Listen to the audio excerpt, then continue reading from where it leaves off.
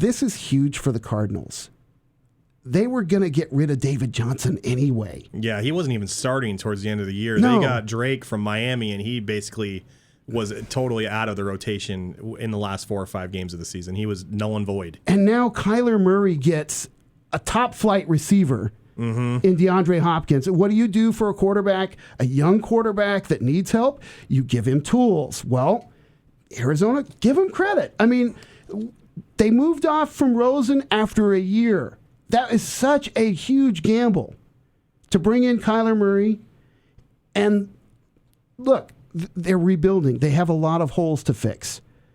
But for what they did first year with Kyler Murray is great. And now they're starting to work on giving him some weapons to help him be even better.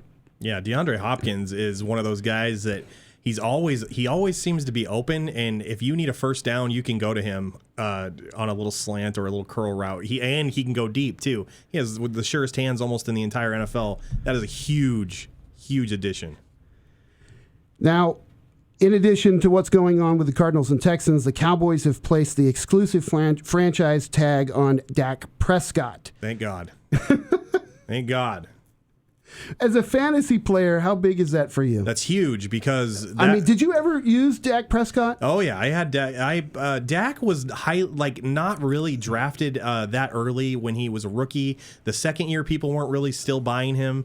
Last year, he went about 5th, 6th round. He's very good. He doesn't really turn the ball over, which hurts fantasy teams big time, and he's very efficient, and he scores rushing touchdowns. So he's a really big. That's a huge thing for him to be able to say he's going to play the whole season, because when Zeke was holding out last season, I know he played the entire year, but he wasn't in shape.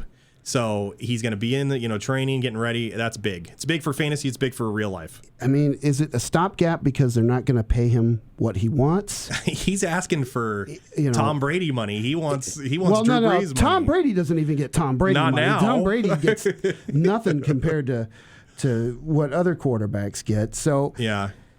He's asking for a lot, and I think that Jerry Jones is a little bit hesitant because he just wants to see maybe a little bit more of a sample size. Well, basically they're going to Kirk Cousins him, but no, seriously, that's what they're going to do. Yeah. And speaking of Kirk Cousins, he gets another 2-year deal, contract extension with the Vikings today, reportedly worth $84 million, all guaranteed. Wow, he has the best agent in the universe, Steve. Yeah. Ever. Yeah, I mean, he has been able to wheel and deal his way into some pretty sweet deals that maybe he's getting overpaid for. Well, Minnesota, the year that they signed him, when they went to the NFC Championship game, one of the things they really wanted to upgrade was the quarterback position, and then he came in with that huge contract, and they probably overpaid for him because the market wasn't that great. He underperformed, and then about halfway through the season, something started to click, and he started to live up to that contract. So his agent somehow spun that into a two-year extension with another $84 million. That's incredible. I don't get it. And I think Stephon Diggs basically said, "Oh yeah, I'm out." Yeah. After news of that broke. So, he's not going. It's not going to be a happy place over there in Minnesota. Well, other than Kirk Cousins being paid. He's just living. He's rolling a wheelbarrow in Minnesota around with money in it, just dumping it all over the field.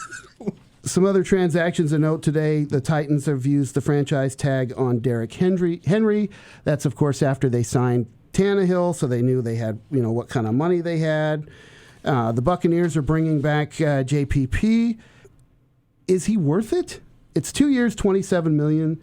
Is he worth that kind of money? If he can stay healthy, he is. But if he's not blowing his hand off with fireworks again? If he can stay away from the 4th of July celebrations and stay healthy, he's really good. He's a game changer, but Tampa Bay's a weird situation because their offense is up in the air because Jameis might not be there, and they don't really have an offensive line, and they have a running back by committee, and I can't name any of them. They have a lot of holes to fill. You said you said Arizona had holes. Yes, Arizona has holes. They've got craters in Tampa. Well, the Falcons have released Devontae Freeman. I believe he had a couple years left on his deal today. Mm-hmm. The Browns have agreed to terms with a deal with Case Keenum. So Case Keenum is going to be the backup to our wonderful friend in Cleveland. Case Keenum was the guy that I just talked about. I forgot his name. He was the one who went to the NFC title game with Minnesota. Right. And they replaced him, yeah. He gets a 3-year, $18 million deal, which is 10 of it's guaranteed. And, that's, you've got a lot of smaller bit players to other contracts. Getting of course, paid. The big ones from Ducks land, of course, is the fact that DeForest Buckner got traded to the Colts for a first-round pick. It's the number 13 overall pick to the 49ers.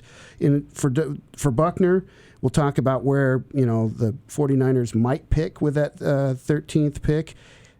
Buckner, by the way, signed a new deal after the trade that's going to make him the second highest paid defensive tackle in NFL history, behind Aaron Donald.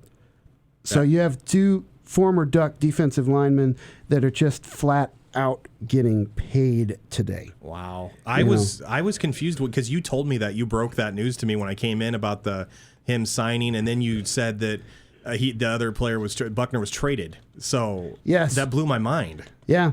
So the 49ers have decided that they're going to keep him and trade Buckner